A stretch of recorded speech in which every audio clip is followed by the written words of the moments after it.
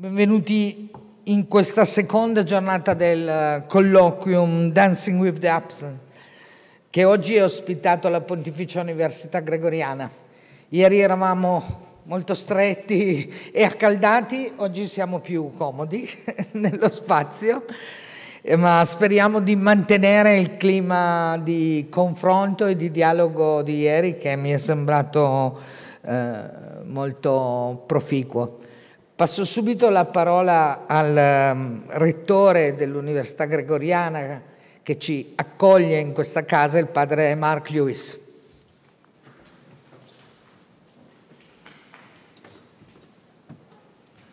Buongiorno a tutti, vedo che ha sufficiente spazio per il giorno.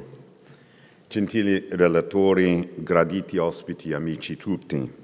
Sono lieto di porgervi il mio sentito benvenuto oggi qui alla Pontificia Università Gregoriana in occasione di questa seconda giornata del convegno Dancing with Absence, Rethinking Theology with Michel de Certeau. Ringrazio l'Istituto di Teologia e di Scienza Religiosa dell'Università Alberto Hurtado di Santiago del Cile e il Pontificio Ateneo Sant'Anselmo con cui questa iniziativa è stata organizzata. E in modo particolare ringrazio la professoressa Stella Mora, la quale si è fatta promotrice dell'iniziativa di collaborare non solo a titolo personale, ma attraverso il Centro Fede e Cultura Alberto Hurtado di nostra università, di cui è stata per anni direttrice. Mi piace molto che nella brochure di presentazione questa iniziativa sia indicata quale il frutto di una inter-university collaboration, perché essa si pone in linea con quella necessità di fare rete a cui Papa Francesco non cessa di invitarci. In occasione dell'udienza concessa ai rettori, docenti, studenti e al personale delle università e istituzioni pontificie lo scorso 25 febbraio, Papa Francesco ha condiviso l'urgenza di, cito, avviare un processo che porti a una sinergia effettiva, stabile e organica tra le istituzioni accademiche per meglio onorare gli scopi specifici di ciascuna e per favorire la missione universale della Chiesa. Iniziative come queste sono una risposta a questa chiamata che abbiamo ricevuto e mi piace molto anche il fatto che 2 giornate di questo convegno si svolgono al Pontificio Ateneo Sant'Anselmo, che ho detto questa mattina le sedie sono un po' più comode che qui, mi dispiace, ma è così. E una qui in Gregoriana perché esse offrono un'opportunità non troppo consueta di visitare questa istituzione ed entrare in contatto con quel fermento di idea che ognuno rappresenta, pur nella specificità del suo carisma. Questo convegno ruota intorno alla teologia di Michel de Certeau e da essa parte per mostrare il potenziale delle prospettive di Certeau per ripensare la teologia e definire le prospettive verso una teologia contemporanea. Michel de Certeau, gesuita poliedrico, filosofo, storico, con una produzione di scritti e di opere che riflettono il fervore del suo pensiero e il suo spaziare in ambiti tematici variegato, amava definirsi un viaggiatore. Questo convegno è esso stesso un viaggio, un cammino che continua. Mi piace molto che alla fine di questa giornata sia prevista una sessione di discussione, di dialogo con gli studenti del ciclo di dottorato, che anche abbiamo fatto l'anno scorso, è molto, molto utile. E sono certo che da questa discussione sorgeranno altre domande e altri ambiti di approfondimento. Senza togliere altro tempo ai vostri interventi, vi auguro un buon cammino e spero che in futuro possiamo organizzare altre iniziative insieme. Grazie e buon lavoro.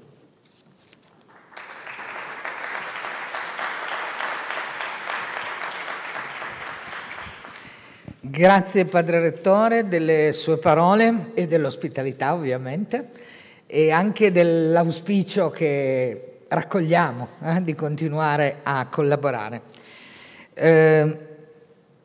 Mentre più o meno siamo arrivati, credo, quasi tutti, vorrei anch'io aggiungere qualcosa molto brevemente, perché vorrei aiutarci tutti a entrare un po' nel genius loci, nell'anima di questo luogo che è la Gregoriana, perché abbiamo imparato da Dessertò che solo gli spazi abitati diventano luoghi e che i luoghi ci conformano, insieme a molto altro, nel nostro inventare il quotidiano. La Gregoriana ha una lunga storia, questo è il suo 473esimo anno accademico. Una possente impronta ignaziana e gesuita, ha attraversato molti cambiamenti di tanti tipi nel corso della sua lunga storia e ha ospitato e poi congedato verso il mondo studenti di praticamente tutti i paesi del mondo. E poi c'è un altro genius loci che dobbiamo almeno evocare oggi.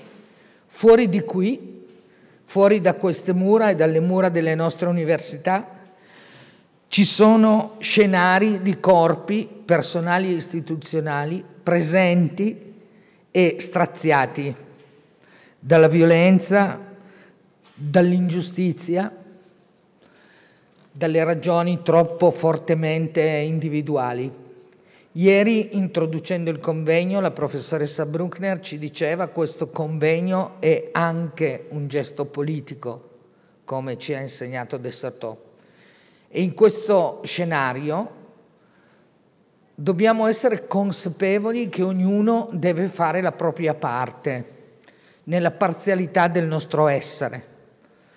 Noi siamo professori, studiosi, alunni, studenti, abbiamo una competenza molto parziale di fronte ai drammi del mondo, ma non possiamo per questo sottrarci.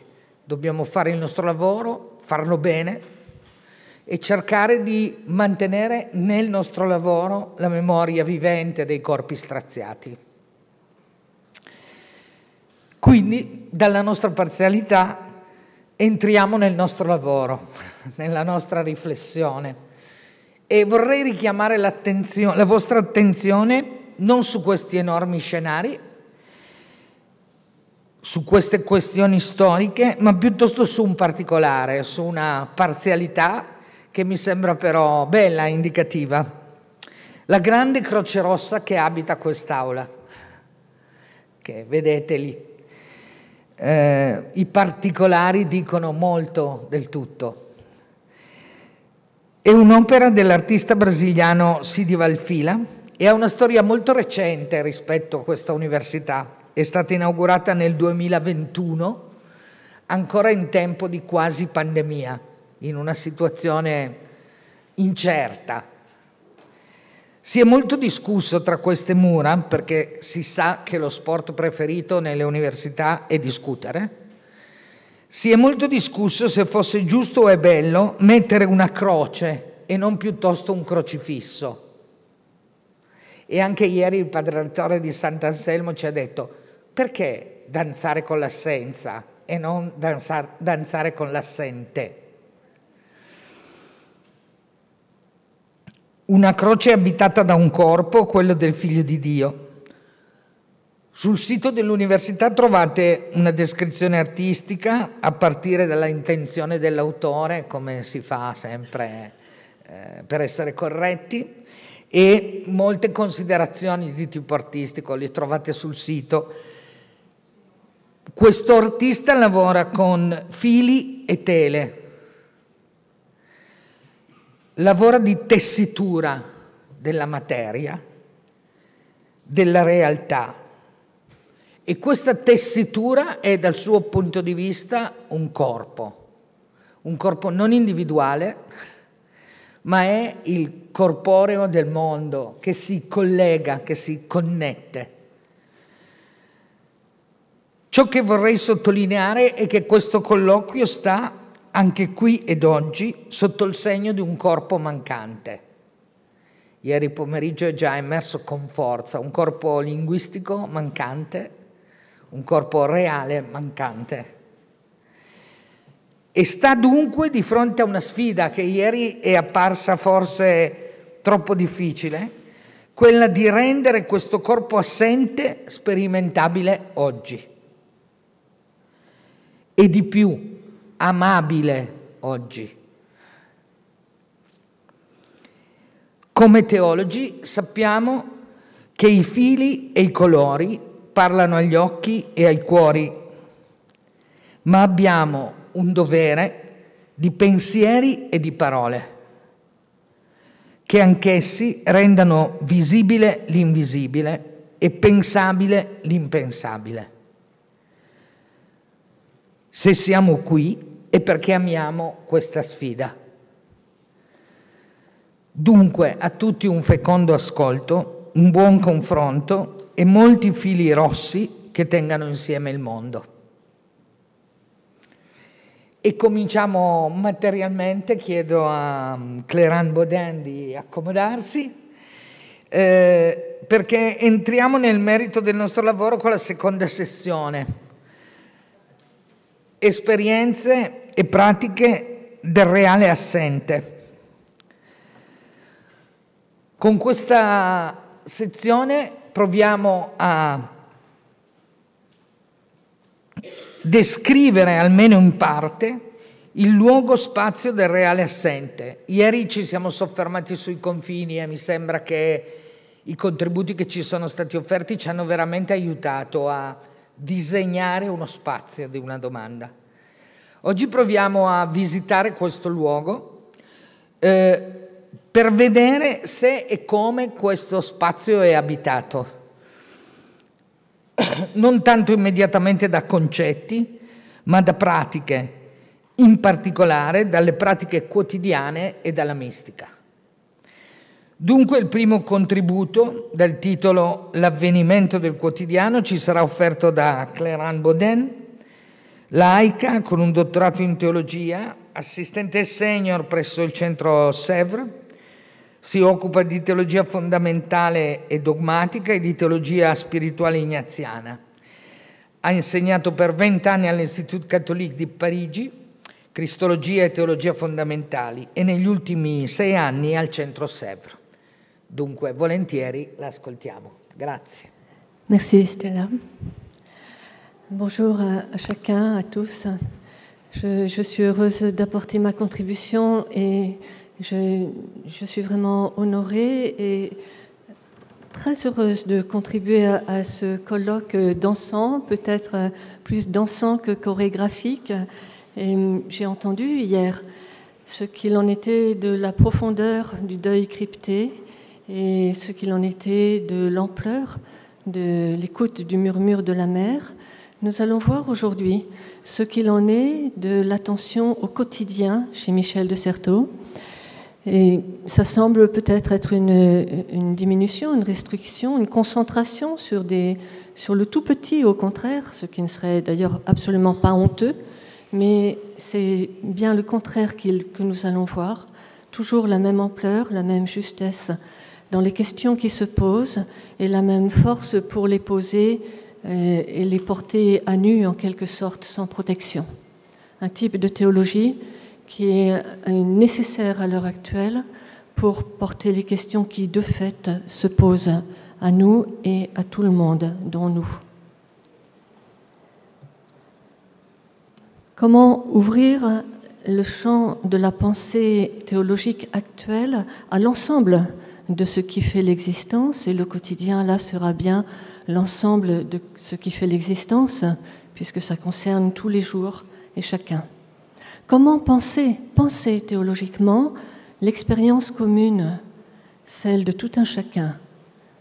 C'est dans cette perspective que nous allons étudier ici donc ce livre, L'invention du quotidien, qui a été déjà évoqué à plusieurs reprises. Ce texte qui manifeste qu'en société, quand la résistance à l'assujettissement à la vie impossible parce que trop contrainte, quand la résistance à l'assujettissement ne se règle pas par des soulèvements, des révoltes, des révolutions, elle s'exerce cependant par 1000 procédures, des procédures discrètes qui font la joie des jours. La fécondité théologique de cette conception sertalienne concernera, je le crois, la réception de l'œuvre continue de l'Esprit Saint, de l'Esprit créateur, réception continuelle ou continue de l'œuvre continue aussi de l'Esprit, qui se réalise en toute personne, toute communauté véritablement vivante, et pour autant qu'elle soit véritablement vivante. L'enjeu est, selon nous, d'étendre la réflexion théologique à une forme qui, au-delà de la théologie positive, qui aborde l'ensemble du donné, de ce qu'il convient de savoir, de ce qu'il convient d'aborder, de ce qu'il convient de faire entrer dans l'intelligence, au-delà de la théologie positive, au-delà aussi de son interprétation, de son herméneutique, qui déjà est un progrès de contextualisation, au-delà de la théologie positive suivie de son herméneutique, suivie de sa construction systématique, de son élaboration couvrante, de l'aptitude d'analyser avec des points de vue qui permettent de considérer l'ensemble selon ce qui importe aux yeux des auteurs théologiens. Donc, au-delà de la théologie positive, de son herméneutique, il s'agit de s'attacher à chercher et trouver Dieu dans l'ensemble de ce qui fait l'existence, afin de penser, c'est l'œuvre de la théologie, afin de penser ce dont il s'agit et qui n'est pas écrit. C'est ce que fait Michel de Certeau, du moins c'est mon hypothèse, lui qui cherche l'événement, le mystère du neuf. J'ai intitulé la conférence « L'événement du quotidien » sur le titre, à partir du titre « L'invention du quotidien », et sur l'assurance que cette invention est un événement, ce qui advient dans le temps et qui fait l'histoire. Donc c'est ce que fait Michel de Certeau, lui qui cherche l'événement et le mystère du neuf, la trace de Dieu qui donne encore aujourd'hui. Ce n'est pas une projection de ma part sur son texte, c'est ce qu'il écrit lui-même. Le premier volume de l'invention du quotidien esquisse une théorie des pratiques quotidiennes, une théorie des pratiques quotidiennes. C'est donc là que ça se passe, dans les pratiques quotidiennes. Dans le quotidien advient ce qui importe et qui surprend. La vaste entreprise d'enquête sociologique de Certeau et son équipe a donné lieu à un texte qui dit des modes de résistance à la répétition du même, à la reprise sempiternelle d'une vie toujours semblable à elle-même, d'une existence qui serait un nombre de plus dans le lot des humains qui passent de génération en génération, et nous avons la grâce pour le moment de faire partie des vivants. Donc c'est donc là que ça se passe. Dans le quotidien advient ce qui importe et qui surprend. La vaste entreprise de son équipe a donné lieu à un texte qui dit les modes de résistance à la répétition du même et à l'assujettissement des sujets au sein de la répétition des jours et des contraintes dans les jours. La perspicacité de Certeau, de son équipe, peut aider la théologie à prendre conscience de sa propre pratique et à l'aider de la sorte à poser des choix opportuns actuellement. Nous retiendrons surtout la façon dont il montre et analyse le fait d'une inventivité dans la contrainte, de la détermination des sujets dans les déterminations de l'existence. Ce n'est pas un jeu de mots sur le terme de détermination, la détermination de la volonté des sujets dans les déterminations involontaires de l'existence. Ces deux choses, comme marquées, signées dans le même terme, simultanées, en tout lieu, en tout moment. Dans les termes de Luce Giard, qui écrit très bien, le livre avance ceci. Je cite Luce Giard dans l'introduction de l'invention du quotidien, premier volume. Elle écrit « À la passivité supposée des consommateurs il, Michel de Certeau, a substitué l'argumentation, la conviction argumentée qu'il y a une créativité des gens ordinaires. Une créativité, la citation continue, la créativité cachée dans un enchevêtrement de ruses silencieuses et subtiles, efficaces, par lesquelles chacun s'invente une manière propre de cheminer à travers la forêt des produits imposés. On n'est plus dans une métaphore maritime, ni dans le deuil crypté, la forêt des produits imposés, un cheminement qui est nécessaire dans ce lieu-là. J'arrête la citation et le commentaire. Nous sommes donc à la recherche de l'événement. Premier point. Pourquoi la lecture attentive de l'invention du quotidien réjouit-elle ? C'est l'expérience que j'ai faite d'un texte réjouissant. Je me demande pourquoi. Bien sûr, l'écriture de Certeau. L'écriture de Certeau offre des surprises pour l'esprit, un peu cachées à tout endroit. Ces surprises relèvent d'une qualité particulière de désignation. On a beaucoup parlé de la question de la désignation, du réalisme, du nominalisme. Dans son écriture, il désigne. Ce dont il parle est perceptible. On sait ce dont il s'agit. Il n'utilise pas des mots dont il ne saurait pas répondre. Il met beaucoup de déploiement de sa pensée pour répondre des termes qu'il emploie et qui, à première lecture, quelquefois, déboussolent un peu. Donc, une qualité particulière de désignation qui prend la mesure de ce dont il s'agit et parvient à le dire en touchant et en éveillant le lecteur. Mais il n'y a pas que cela, qui pourtant déjà fait événement.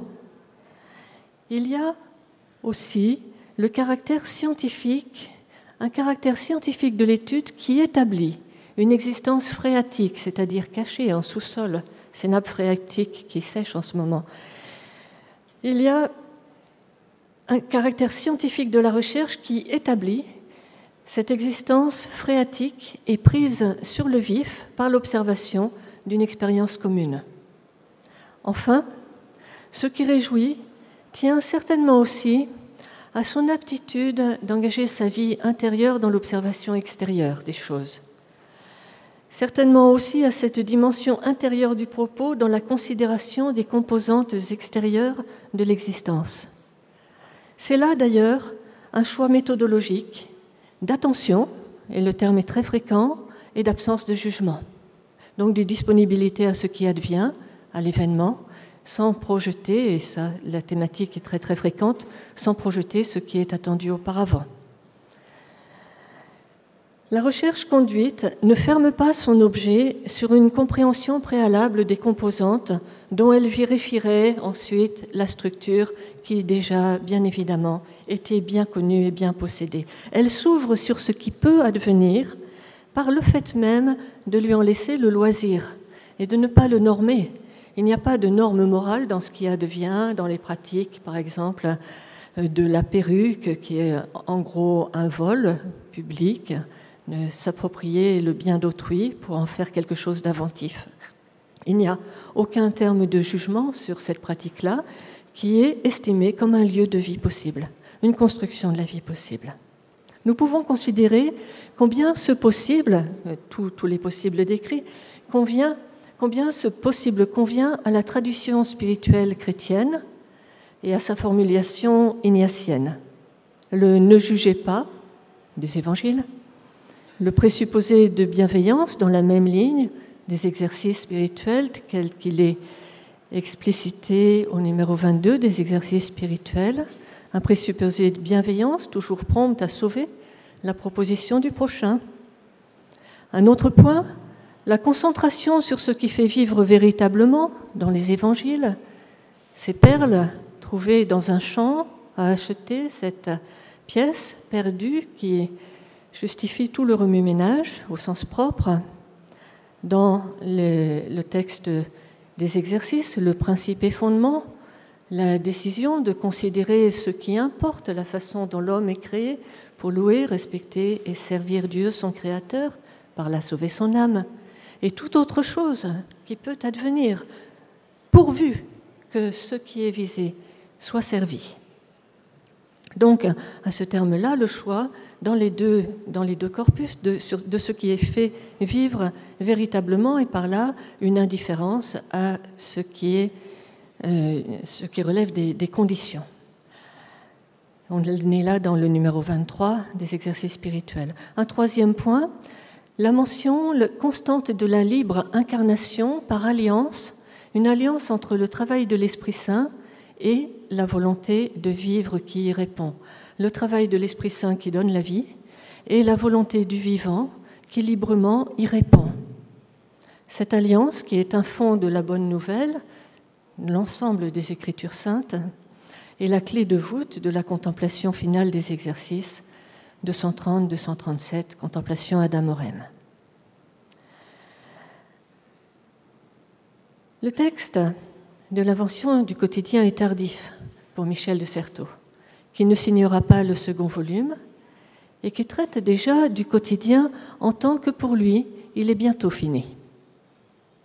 Il va cesser bientôt. Écrire ce livre, c'est selon ces termes, je le cite, marcher dans la région même de la perte, hors du domaine protégé.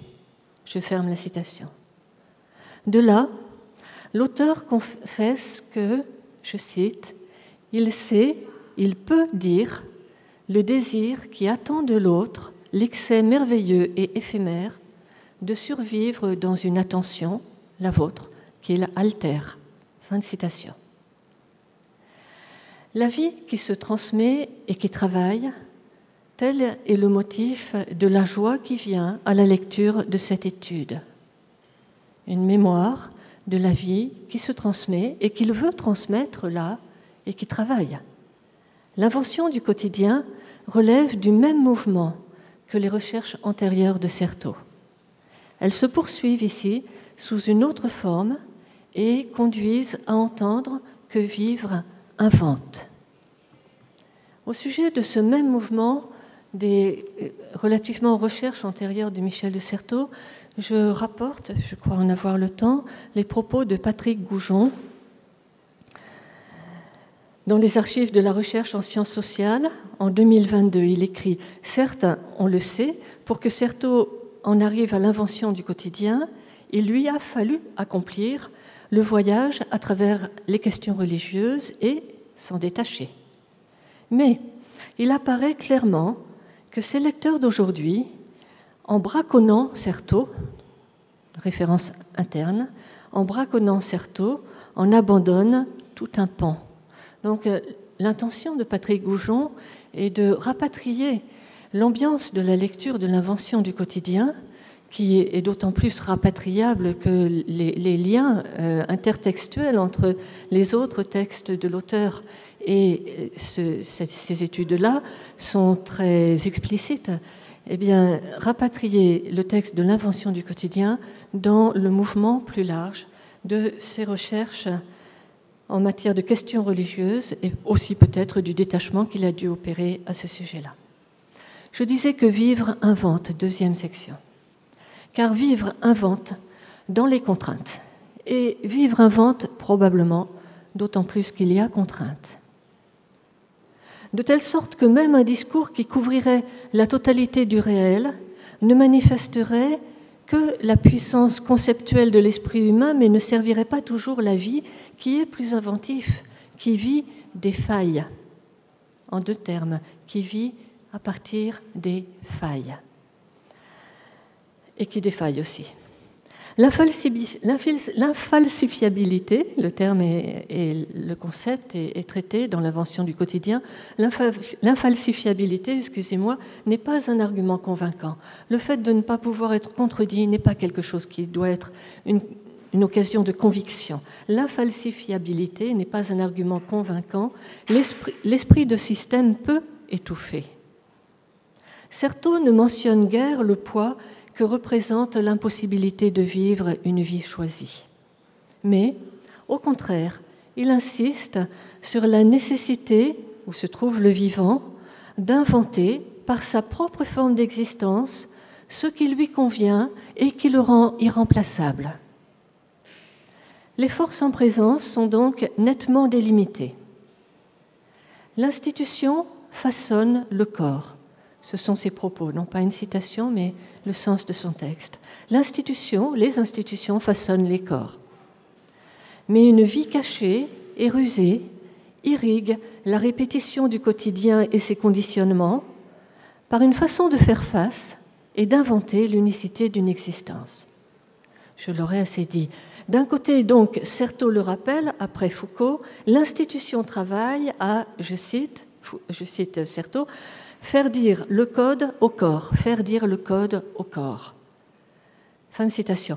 Les corps se soumettent à l'institution et en font la publicité. Cela dans l'économie libérale tout autant que dans les totalitarismes. C'est toujours son idée, mais par d'autres méthodes. Vous voyez un peu le similaire, hein. Autant dans le totalitarisme que dans les économies libérales, les institutions façonnent les corps et les corps se vouent à la publicité de l'institution.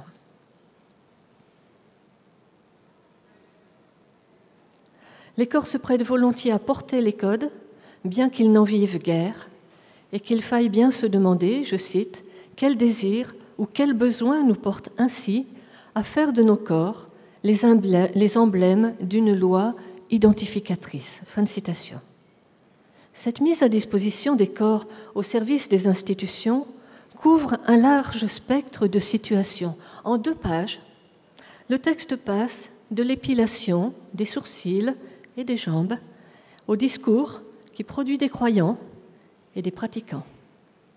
Dans les 2 cas, en somme, il s'agit d'entendre qu'une antériorité normative a donné lieu à ce qu'il convient d'être. Donne un corps en modèle. Il emploie cette expression, fournit un capital d'incarnation. Un capital d'incarnation. Et fournit un capital d'incarnation pour se faire croire et se faire pratiquer.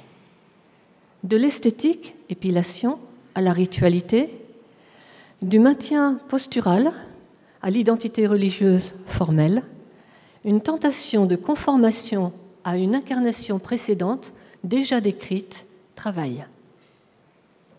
Pourtant, c'est le pourtant qu'avance Certeau, pourtant, au sein même de cette conformation imposée est consentie. La question du consentement, tellement travaillée aujourd'hui, est très importante ici. Au sein même de cette conformation imposée et consentie, la vie invente sa propre voie dans le quotidien des injonctions et des déceptions, bien que cela soit délicat à déceler, tant l'expérience commune de ce type échappe au langage. En effet, je cite, « Peut-être toute l'expérience qui n'est pas un cri de jouissance ou de douleur est-elle collectée par l'institution, canalisée, instrumentée. » Fin de citation. L'invention du quotidien cherche alors comment laisser parler le sujet du désir, hors idéal, hors objet imposé et projet proposé. L'altérité de ce qui advient est l'expérience de la confrontation et de l'accord possible, se dirait en théologie plus explicite, et là c'est de ma part, en termes d'économie de création, en termes d'économie du salut dans l'existence commune, et Certeau, comme nous allons le voir, donne très directement des mots pour en désigner la teneur. Il pose la question, y a-t-il encore du commencement ? 3e partie, y a-t-il encore du commencement ? Pour le percevoir, il suffit de tenir compte de ce qui fait, avant et par ailleurs, l'objet de ses recherches en tant qu'expérience, en tant qu'historien de l'expérience mystique, théologien de l'expérience spirituelle. La revue des sciences sociales Espace-Temps publie en 1982, donc je quitte l'invention du quotidien là, mais peu dans le temps, une présentation par son auteur de la fable mystique, par Michel de Certeau de la fable mystique. La question dont traite la fable mystique, dit Michel de Certeau, porte sur la possibilité d'un commencement. L'histoire, dit Certeau, s'appuie sur la mémoire de l'ancien et ne peut pas penser ce qui n'a pas d'antériorité, ne peut pas penser le commencement qui n'a pas d'antériorité. Je le cite. « Il est frappant que l'histoire comme science élimine tout problème d'origine. En histoire, on peut constater des commencements, on ne les explique pas. Expliquer, en effet, c'est rattacher le phénomène à ce qui le précède. Donc l'histoire les abandonne, ces questions qui concernent le commencement, les abandonne à la théologie ou à la mythologie. Fin de citation. Qu'est-ce alors que commencer pour une existence, créer du neuf dans la répétition ou pour une histoire? Là est l'objet de la théologie et de la science mystique, donc. Certeau écrit alors, je cite, qu'un discours auroral ou poétique. Certeau écrit alors un discours auroral ou poétique, ce sont ces termes. Ce discours correspond à l'interrogation des mystiques tels qu'ils l'évoquent. Je le cite, « Y a-t-il aujourd'hui encore du commencement ?» Il s'ajuste ce discours, et je cite encore Certeau, il s'ajoute exactement à la question du principe. Dieu est-il présent dans le présent commencement? Ce sont ces termes. Dieu est-il dans le présent commencement? Toujours ces termes. Dieu n'est-il en ce moment-ci? Fin de citation. Mais encore dans ces termes, y a-t-il encore de l'événement? Le encore est entre parenthèses. Dieu ou l'esprit, E majuscule, arrive-t-il encore? Fin de citation. De cette même question procède l'invention du quotidien, en tant que travail de recherche. Les termes classiques de la théologie parleraient d'une recherche de l'acte neuf de l'économie divine dans la création actuelle et le salut offert à l'existence d'un sujet ou d'une communauté. Croire la vie possible, la même où il ne s'agit pas d'une vie choisie ni même d'une vie aimable, désirable, c'est croire sans antériorité, et cela se fait avec ruse, braconnage, détournement et joie. Une inventivité non élaborée en discours fait de chaque existence un trésor de création. En ce sens, l'invitation à l'indifférence du texte des exercices spirituels conduit à cette assurance de la possibilité d'aimer la vie, autrui, Dieu, créateur, dans toute forme d'existence, Pour qui veut contempler et parfois désigner explicitement l'économie de création et de salut, il s'agira de se défaire de ce qui est toujours déjà bien connu, de se défaire de toute projection aussi de ce qui devrait bien évidemment être. Pour croire la vie possible et pour croire au commencement offert, et c'est une grande part de l'étude, il faut prendre distance avec la toute-puissance supposée de la théorie. Redisons que s'offre alors à l'écoute une vie native qui n'apparaît pas dans le discours des sages et des savants, commencement incontrôlé, une grâce. Nous pouvons engager que pour la théologie aussi, il s'agira de dépasser, sans les supprimer bien sûr, je reprends mes catégories, il s'agira de dépasser sans les supprimer la forme positive de la théologie, son interprétation, son herméneutique et la construction systématique pour aller vers une théologie du discernement de l'économie effective de Dieu qui altère la vie humaine et qui donne énergie et nouveauté. Et pour la théologie, bien évidemment, c'est son travail, penser ceci. Non pour décaler la pensée chrétienne vers un autre discours, mais, comme insiste Certeau, pour ne pas projeter un discours préconstruit sur une réalité d'expérience de grâce, quand c'est le cas. Pour sortir d'un discours qui soit un discours contraint, où la théologie joue de façon continue à trouver l'inconnu d'une équation dont elle connaît la résolution, dont elle connaît le terme final. Elle sait ce qu'il convient de dire, elle va chercher à l'établir. Sortir de cette forme de logique. C'est donc par une pratique de l'attention que l'équipe de Certeau aura abordé les arts de faire. Une attention qui ne nie pas l'interlocuteur, qui ne désinterlocute pas, pour prendre un terme, qui ne nie pas l'interlocuteur en superposant une grille interprétative préalable à ses propos et à ses actes, une attention qui perçoit l'inventivité d'un quotidien non écrit en tant que ce quotidien est acte d'alliance entre un sujet bien vivant et ce qui commence, c'est-à-dire ce Dieu qui est là, dans le présent, commencement. Cela en particulier dans les conditions d'épreuve, là où la traversée est périlleuse, ce qui s'entend, et il le développe, dans la catégorie d'expérience, dans le terme même d'expérience. Il s'agit donc de toute chose, donc du quotidien. Je parle là de l'extension profane du champ de la recherche théologique. Certeau travaille ainsi un texte où la question de la confiance décide du mystère du neuf et permet d'étendre l'espérance d'une vie inventive aux situations hors langage.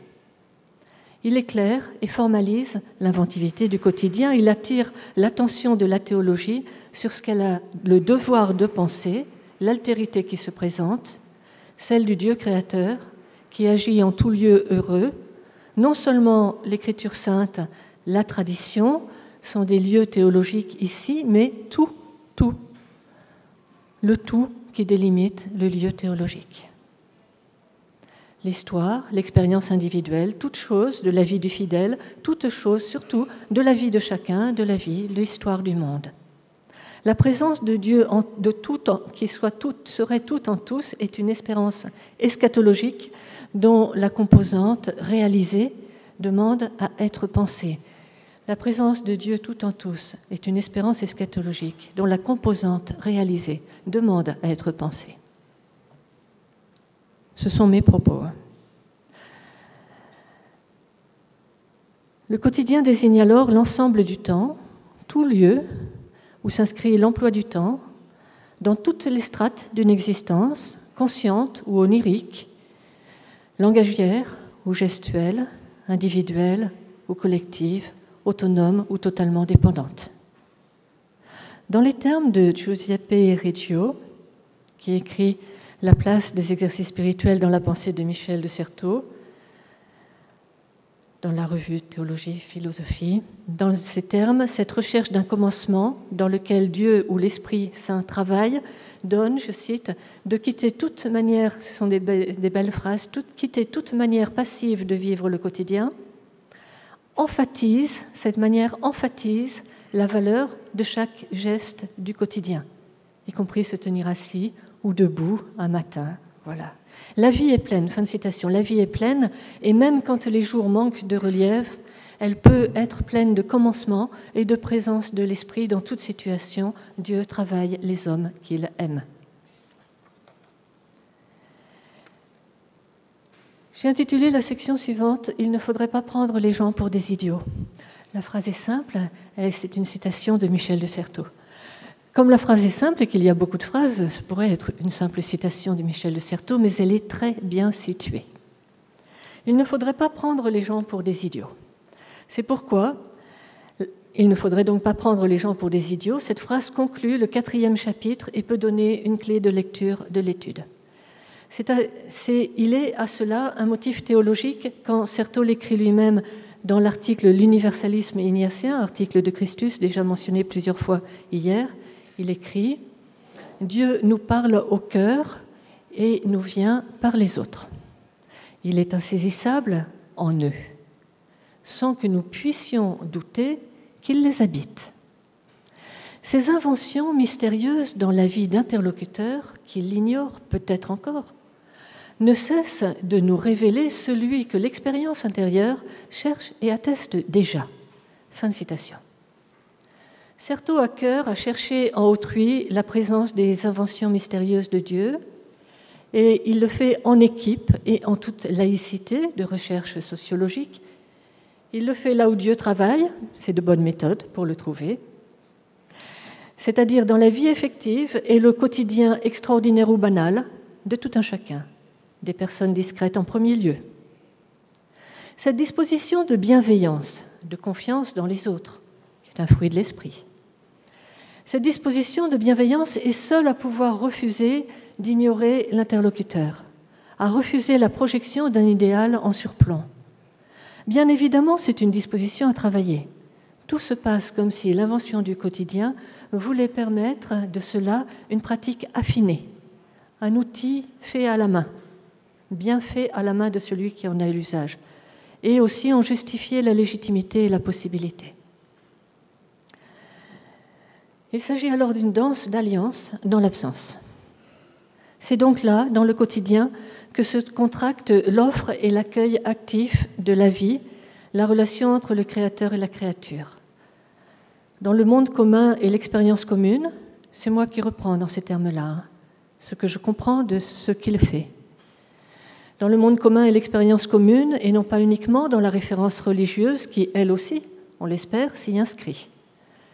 La théologie du XXe siècle a permis de mieux le penser, mais elle ne parvient pas souvent à éviter l'objection à la catégorie ranérienne du chrétien anonyme, qui toujours, et à tort à mon avis en tant que ranérienne, toujours se voit objecter un abus de conscience en quelque sorte sur l'interlocuteur, une intention de voir dans un interlocuteur qui ne demande pas tant un baptême qui ne dirait pas son nom. Or, tout abus doit être totalement supprimé et toute tendance à l'abus doit être totalement supprimée.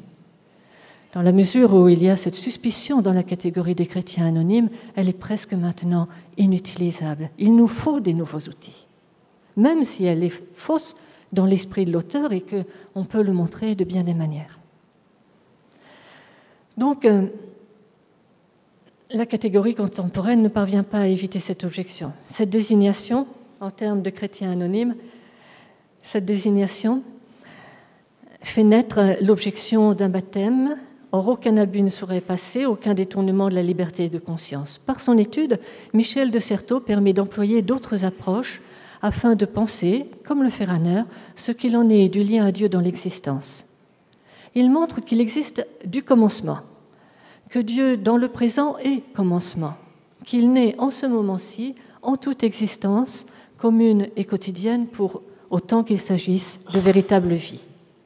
Voici donc quelques conclusions théologiques qui prennent un peu de distance par rapport aux propos du livre. Premier point, pour rassembler le propos, disons qu'il s'agit tout d'abord de résister à la projection, en théologie, de résister à la projection de l'imaginaire, d'une incarnation seconde, c'est-à-dire de cette figure idéale, cette figure incarnatoire, une incarnation seconde relativement à une antériorité, même une incarnation seconde d'une figure christique, normative.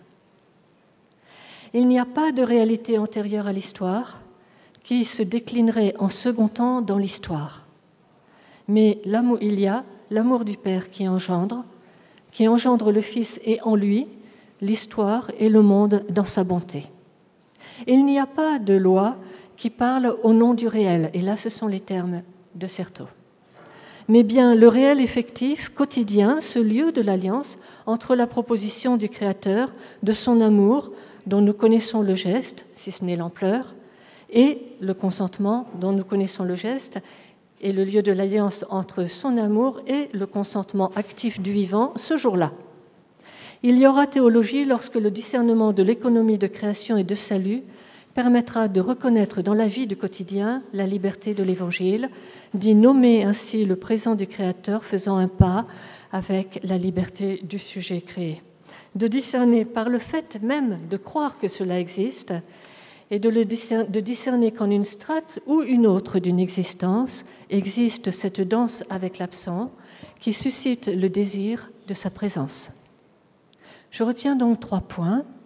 Il est heureux de penser en théologie en refaisant toute sectarisation de l'Église. Il s'agit alors de penser sans les murs entre expérience croyante et l'expérience qui est l'invention du quotidien, comprise comme événement d'alliance entre créateur et créature, et de là, confesser l'amour de Dieu et confirmer la vie. Deuxième point, c'est par une théologie de la création continuée, d'une création de forme artisanale, en quelque sorte, que peut se penser l'alliance d'incarnation neuve. Rappelons les questions de Certeau, Dieu ou l'Esprit arrive-t-il encore? Y a-t-il encore du commencement? Cette théologie de la création continuée repose sur l'assurance de la fidélité de l'amour de Dieu pour chacun, d'un amour électif et actuel, non écrit par avance, mais nous ne savons qu'une chose de lui, c'est qu'il tient de sa fidélité et de son exercice jusque dans la mort, uniquement. Troisième point, par-dessus tout, l'extension du quotidien. L'extension du quotidien peut devenir le lieu de la théologie si, et seulement si, un discernement de la forme de l'amour de Dieu exercé en alliance avec la liberté humaine s'y reconnaît même un peu, même parfois. En résistant, et il faut pour cela désormais beaucoup de force, en résistant à la projection sur la réalité de ce que devrait être une réalité source de la théologie. En cela, Certeau aide considérablement, car de bout en bout, il le fait. De la sorte. La pensée de Certeau peut aider, en ces temps nécessaires décroissance et d'exigence d'un rapport au monde, aux actes élémentaires qui soient denses et vifs. Si ce n'est par le mouvement et non dans l'immobilité que s'accroît la solidité, alors la théologie que permet l'œuvre de Certeau assure une certaine solidité à la pensée et à l'annonce de la vie promise. Cette forme de pensée est actuellement requise par la perspective des épreuves à venir et leur vertigineuse inconnue.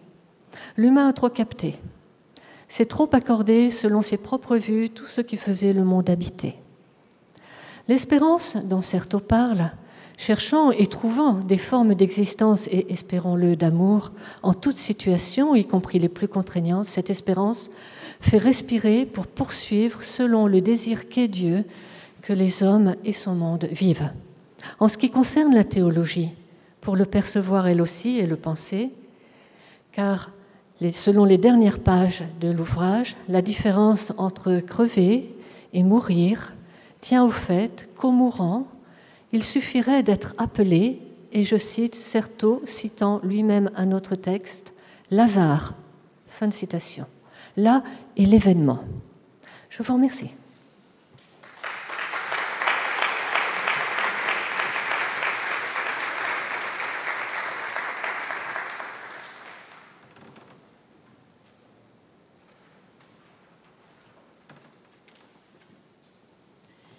Grazie davvero Cleran per questo contributo.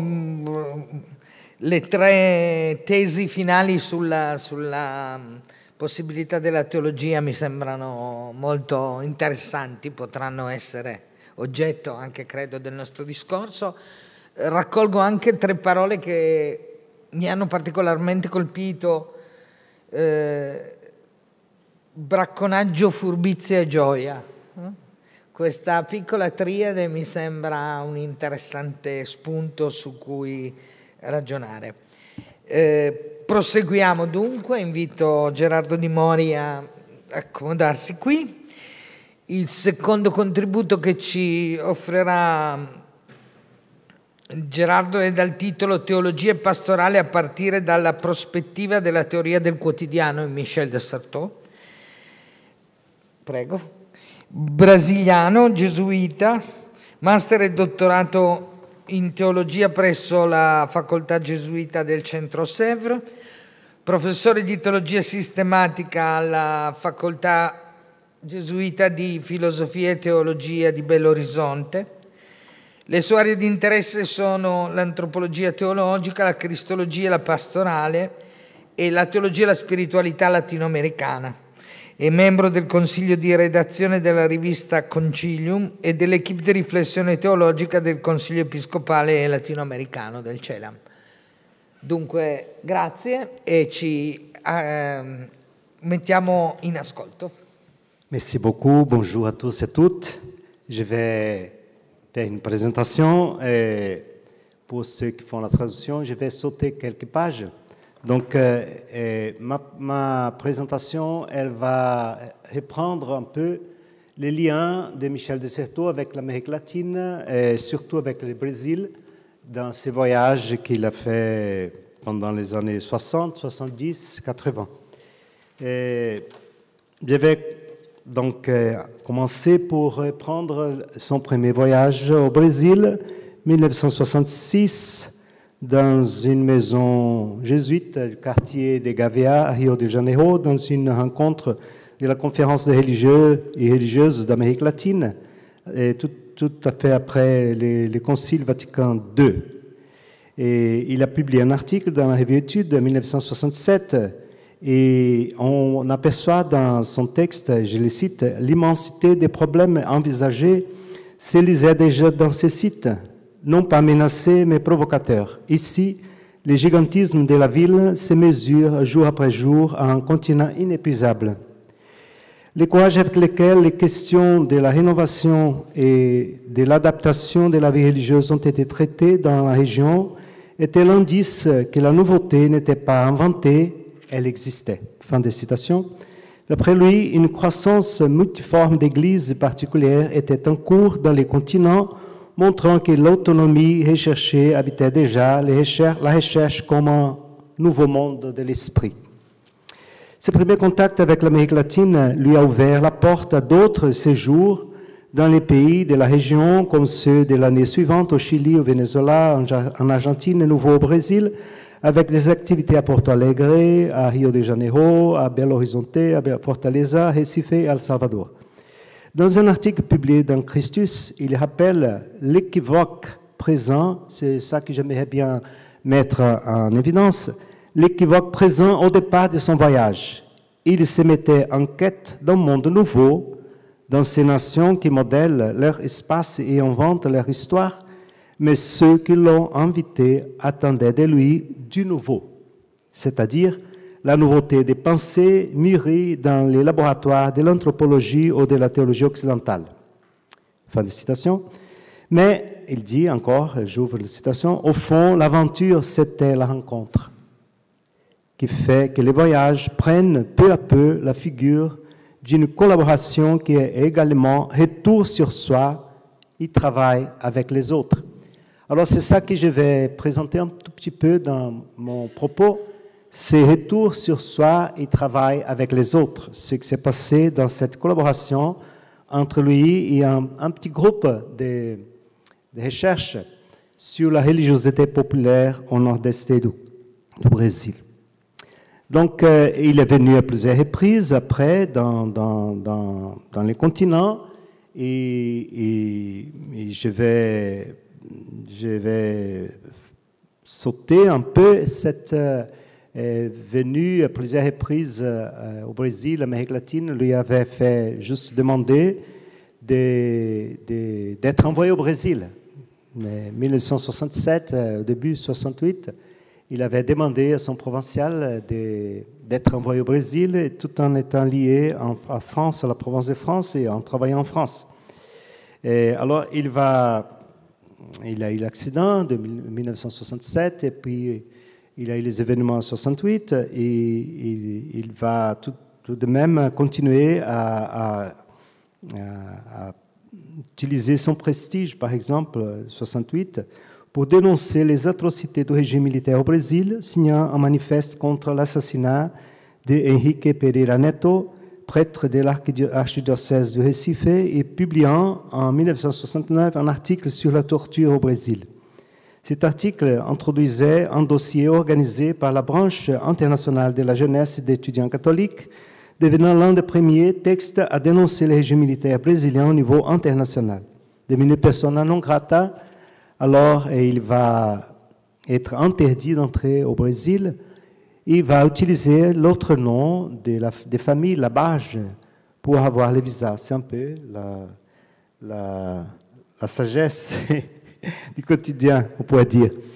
Il a continué avec ses voyages au Brésil et à d'autres pays latino-américains, prenant position vis-à-vis du coup d'État au Chili, par exemple, 73, de l'enlèvement en 77 par le régime militaire argentin du recteur de l'Université Saint-Louis.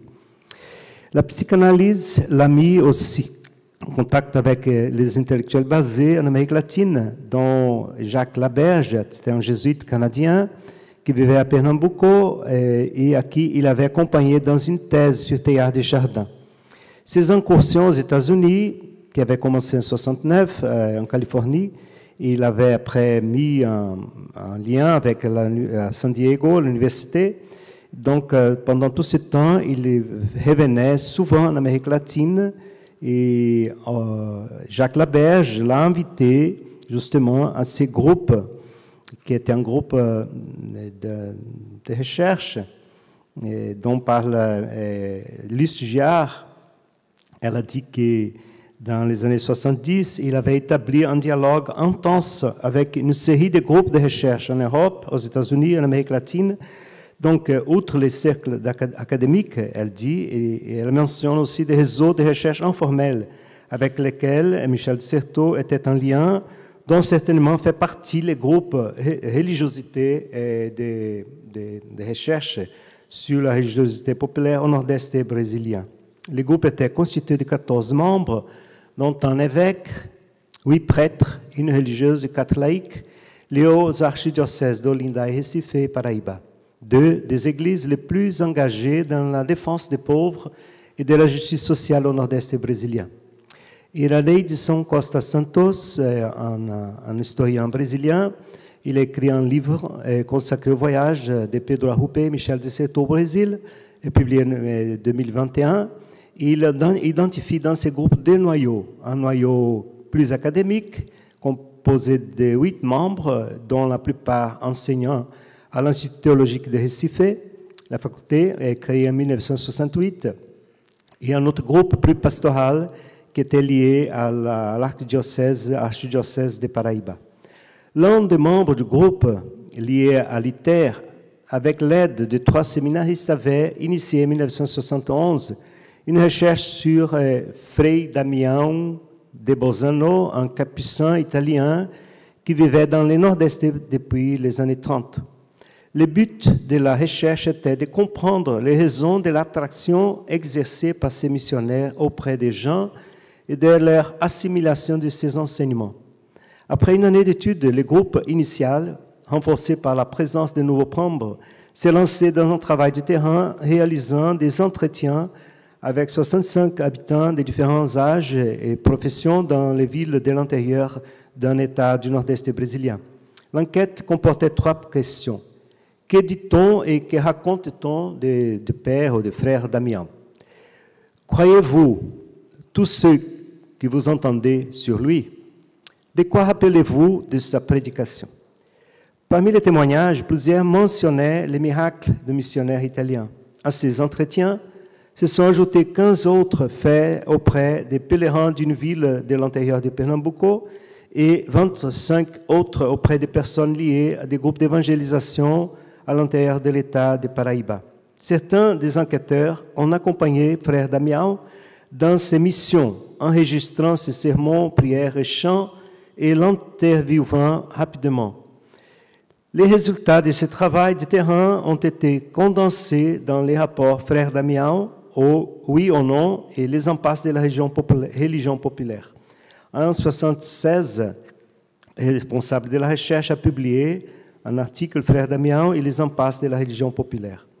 L'article publié voulait renouveler la lecture de la religiosité populaire en ne voyant plus les frères capucins sous l'angle de l'Église institutionnelle ou des intellectuels, mais sous celui des fidèles eux-mêmes.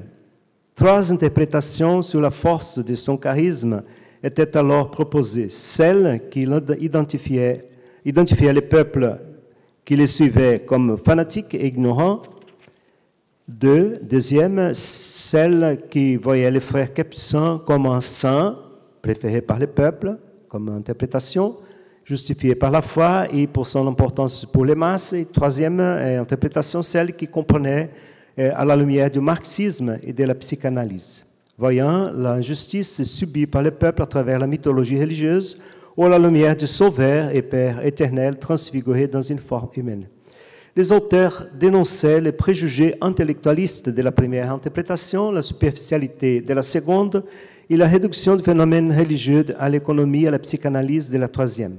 D'après leur interprétation, Frère Damião serait une bannière de résistance à la pénétration de la culture des masses, ressentie par le peuple du Nord-Est comme étrange et menaçante. Le refus de la nouveauté présent dans la prédication du missionnaire italien garantissait une identification culturelle immédiate entre lui et ceux qui le suivaient. Dans ce sens, du point de vue pastoral, plutôt qu'interdire son activité, comme l'ont fait certains diocèses du Nord-Est après le Concile Vatican II, il fallait adopter une stratégie qui combinait l'ancien avec le nouveau. Alors, cette recherche qui était faite par ces groupes, elle est mentionnée par Michel de Certeau dans l'Invention du quotidien, où il va évoquer la figure du frère Damião, dont il a entendu parler dans les séminaires qu'il a participé en 1974. Dans ces termes, je les cite, « D'une part, un espace socio-économique organisé par une lutte immémoriale entre puissants et pauvres se présentait comme les champs des constantes victoires des riches et des gendarmes, mais aussi comme le règne du mensonge. Aucune vérité s'est dit là, sinon à voix basse et entre paysans. Là toujours, les forts gagnent et les mots trompent. D'autre part, distincte de cet espace polémologique, présentant à la perspective des ruraux un réseau innombrable de conflits cachés sous la couverture du langage. Il y avait un espace utopique où s'affirmait un récit religieux, impossible par définition miraculeux. Frère Damiens en était le centre presque immobile qui nécessite de qualifier les histoires successives des châtiments célestes qui frappent ses ennemis. Fin de citation. Les récits des paysans, il continue encore, s'inscrivent dans la prétention de raconter des pratiques communes à partir d'expériences privées révélant l'ingéniosité des faibles pour profiter des forts, ce qui conduira à une politisation des pratiques quotidiennes. Ces convictions et ces espoirs d'un frère Damiens ont mis en lumière un enchevêtrement des micro-résistances et des micro-libertés, le refus d'accepter passivement la domination, l'intelligence, l'ingéniosité et la ruse de ces hommes ordinaires. Pour l'auteur de l'étude sur Frère Damiens, je reviens maintenant sur l'auteur brésilien qui a fait la recherche, l'enquête. Lorsque le missionnaire capucin dit que les malheurs sont la punition de Dieu, il explique les événements qui l'entourent de manière beaucoup plus convaincante que la plupart des agents pastoraux. C'est là, dit-il, le vrai miracle de renversement de l'ordre établi, le moment glorieux des vaincus et des humiliés de l'histoire, le triomphe de l'espérance contre toute espérance. Michel de Certeau, toujours dans l'Invention du quotidien, va rappeler ce triomphe des humiliés et la figure du frère Damiens, et selon lui, en ce qui concernait les rapports effectifs de force, les discours de lucidité usaient avec les mots truqués et aussi avec l'interdiction de dire pour déceler partout une injustice. Non pas seulement celle des pouvoirs établis, mais plus profondément celle de l'histoire. Il reconnaissait dans cette injustice un ordre des choses dont rien n'autorisait à espérer les changements. C'est toujours comme ça. On l'observait tous les jours, mais aucune légitimité n'était accordée à cet état de fait. Au contraire, pour être une réalité sans cesse répétée, ces rapports de force n'en devenaient pas plus acceptables. Les faits n'étaient pas recevables comme une loi, même s'il n'en restait pas moins un fait. Prise dans une dépendance contrainte d'obéir aux faits, cette conviction opposait pourtant une fin de non-recevoir au statut de l'ordre qui s'impose comme naturel et une protestation éthique à sa fatalité. Si une science peut se permettre des options différentes sur les rapports des faits et des lois, c'est d'abord parce qu'elle échappe à cette dépendance. Mais pour affirmer les non-coïncidences des faits et du sens, il fallait une autre scène religieuse qui réintroduise sur le mode d'événements surnaturels la contingence historique de cette nature et avec des repères célestes une place pour cette protestation. Une inacceptabilité de l'ordre pourtant établi se disait, à juste titre, sous la forme du miracle. Là, dans un langage nécessairement étranger à l'analyse des rapports socio-économiques, pouvait être soutenu l'espoir que les vaincus de l'histoire, corps sur lesquels s'écrivent continuellement la victoire des riches et de leurs alliés, puissent, en la personne du sang humilié, Damiens, se relever grâce au coup porté sur les ciels par les ciels contre ses adversaires. Une formalité de pratique quotidienne s'indique dans ces histoires qui l'inversent fréquemment les rapports de force et comme les récits de miracles assurent le mal-né, la victoire d'un espace merveilleux, utopique. Donc, cette partie-là, c'est justement ce que Michel de Certeau reprend dans l'histoire du quotidien sur ces rapports qu'il a eus avec ces groupes d'investigation. Mais la rencontre qu'il a eue avec ces groupes s'est donnée au mois de juillet 1974 et au mois d'août aussi de 1974. Et il revient encore dans la réunion, et c'est ça que je vais maintenant présenter, et ces voyages qu'il a fait cette année-là, et ce qu'il dit dans un entretien qu'il a eu avec des gens qui ont publié dans un article dans la revue de CA, c'est une revue des jésuites de Salvador de Bahia. Qu'est-ce qu'ils ont fait? Il a dit, la rencontre s'est développée à plusieurs échelles. Donc, ils ont fait l'examen des dossiers réunis, étudiés par les membres du groupe avant son arrivée. Ils étaient de deux types, des récits sur les miracles de Frère Damião et les interviews sur religion faites par des séminaristes auprès des milieux populaires. Alors, c'est justement ce qu'il dit après, quelques années après, dans l'histoire du quotidien et dans l'invention du quotidien.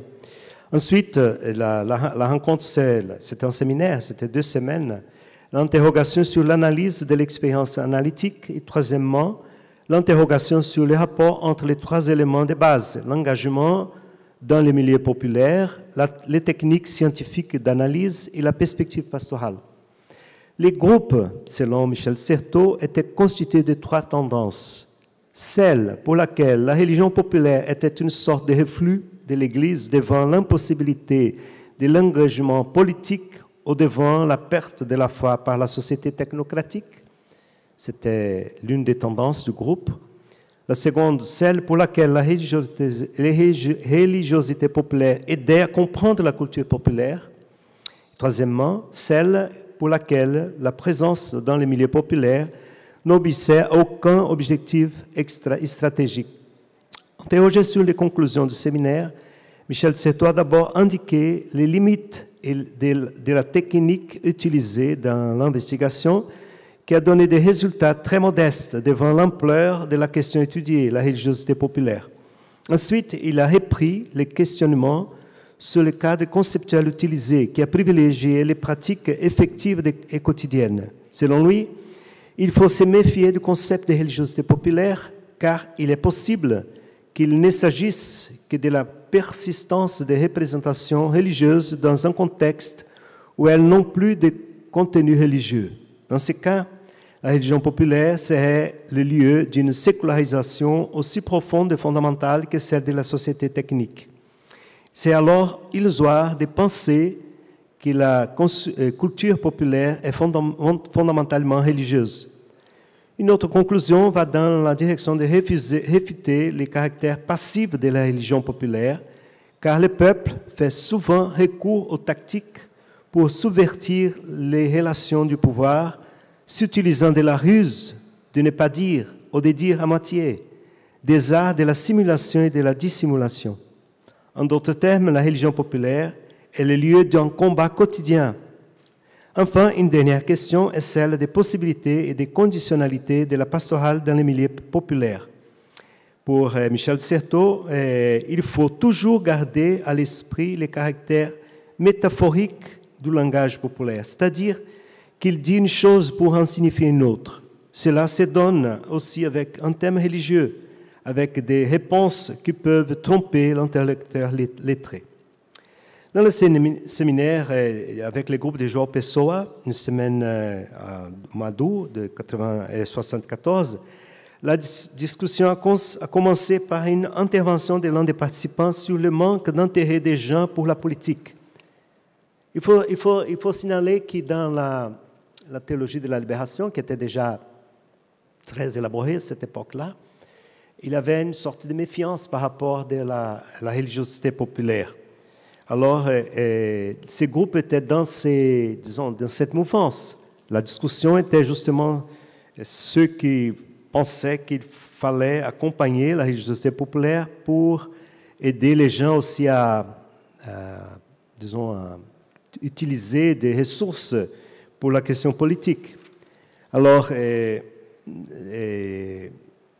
ils observent dans ces séminaires justement que les gens préfèrent l'Umbanda. L'Umbanda, c'est une des expressions de la religion afro-brésilienne. Ou les églises pentecôtistes. Alors, Michel de Certeau a réagi en déclarant que l'Évangile se heurte à la difficulté d'une religion aliénante qui sacralise.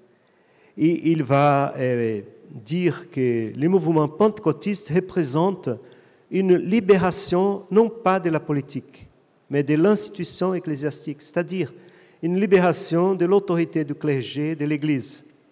Dans l'univers protestant, dit-il, la vérité est donnée dans les corps, dans la communauté. L'expression pentecôtiste de cet univers ressemble, comme dans la religion populaire, à la sorcellerie. L'esprit est dans les corps, dans les groupes réunis. Il y a un chef qui dirige, mais l'expérience fondamentale est dans l'esprit qui travaille dans les corps. Les chants et la danse prédominent sur l'organisation, comme chez les mystiques. La religion populaire est le retour à une tradition mystique marquée dans l'Orient par l'extase. Dans la tradition chrétienne, le corps est le langage de Dieu. Pour comprendre la religion, il ne suffit donc pas de rester au niveau des représentations ou des expressions. À la base de la religion populaire, il y a une expérience humaine et spirituelle. La religion est certes traversée par des éléments économiques, sociaux et moraux, n'étant donc pas une réalité monolithique. Les gens sont les sujets d'une expérience, pas des objets d'une libération. Le peuple n'est pas seulement un problème social, mais aussi un problème théologique. Au fond, il s'agit de croire à l'incarnation et savoir si l'Église peut suivre les chemins du Christ décrits par Paul aux Philippiens, puisqu'elle est attachée à des privilèges, lesquels ont été abandonnés par Jésus qui est allé se perdre dans la masse pour respecter tout le monde comme Dieu le fait. Il entre dans la maison comme un voleur dans la nuit. C'est ainsi que l'autre, le peuple, entre dans l'Église. Il ouvre la voie au témoignage. Il faut donc respecter les sujets populaires en tant qu'absolu, avec sa propre action. La foi n'est pas révolutionnaire dans le sens où elle organiserait une révolution, mais dans le sens où elle respecte les méprisés. L'évangile vécu est toujours une inversion d'un monde, des privilèges, des puissants qui oppriment le peuple. Le christianisme opère ces renversements. L'eschatologie signifie que cet ordre prend fin. Les drames de l'Église, dit toujours Michel Certeau, c'est qu'une fois en place, elle s'allie aux puissants, mais il y a toujours un mouvement de retour vers le peuple. Les préjugés de l'élite contre lui, en les prétendant passifs et ignorants, légitiment la place elle-même qui est celle du privilège. Il ne s'agit pas de travailler avec le peuple pour créer un sentiment de libération, mais de créer l'institution qui peut donner au peuple les moyens de s'exprimer. C'est la tâche de l'Église. Dans ce sens, le travail de l'évangélisation qu'elle assume est la conversion. Et la conversion est un changement de lieu. Si l'on ne change pas de lieu, les discours et la problématique du christianisme ne fonctionnent pas guère. Point de vue théologique, la définition de l'incarnation est la suivante. Dieu a changé de place. Donc, c'est la dernière contribution de Michel Certeau dans ce séminaire. Et après, je ne vais pas présenter ici, mais ma présentation reprenait un peu, disons, comment cette réflexion qui a été faite avec ces groupes, elle après s'est déployée dans des pratiques aussi d'autres groupes, dont celle d'un groupe justement de ces centres sociaux des jésuites au Nord-Est. Et après, à la fin de mon propos, j'aimerais bien reprendre deux petites remarques à propos de ce qui s'est dit à la conférence, la 5e conférence des évêques à Aparecida 2007 sur la religion populaire, la religiosité populaire vue comme une sorte une véritable mystique du peuple. C'est-à-dire Jorge Mario Bergoglio, qui après est devenu le pape François, et il a mis dans les textes, parce qu'il était responsable du rapport final de la conférence, du document final, cette expression de la religiosité populaire comme une véritable mystique populaire.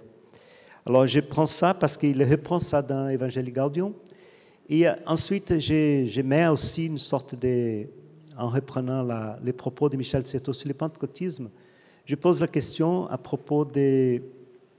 Parce que maintenant, en Amérique latine, c'est le principal mouvement religieux.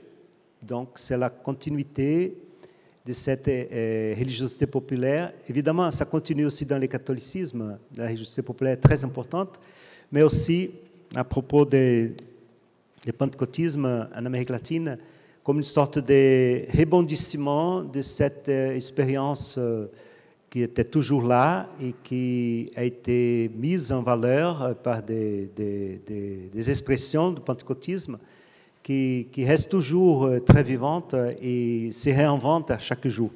Et quelles sont les questions que cela présente pour l'évangélisation aujourd'hui?